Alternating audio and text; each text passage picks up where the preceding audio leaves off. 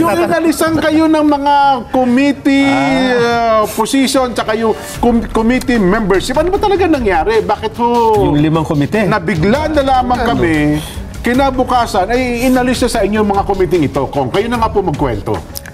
Sa akin palagay din, ito ay Opo. planado. Hindi ka ba nabigla? Hindi ako nabibigla kasi kung tutuntunin mo, talagang nagmimina sila ng kahit anong may babato nila sa Vice President. Sa tamang panahon, akala nila pag nakakalap na sila ng ganito, magpapile ng impeachment. Saan magsisimula ng impeachment? Anong komite? Ay, Committee on Justice ko. Vice Opo. Chairman ako doon. Oo nga po, Vice Chairman kayo ng Committee on Justice. O ba't ako tinanggal? Para hindi ako makasali ron.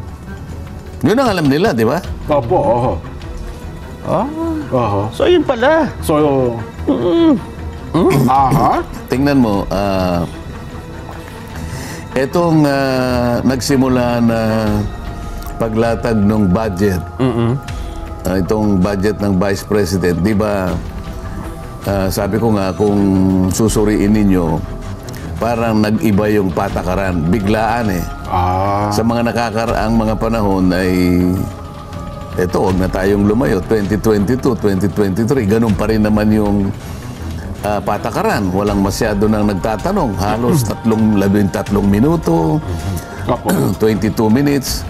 Nadidispose na yung ano eh. Kasi yun ang tradisyon, Kong, ano? Yun ang Umiiral na tradisyon. Ngayon, pinapaliwanag ko nga sa kanila na huwag nating bigla na lamang tatanggalin yung tradisyon sapagkat ito naman ang matagal na panahon nating inalagaan. Opo.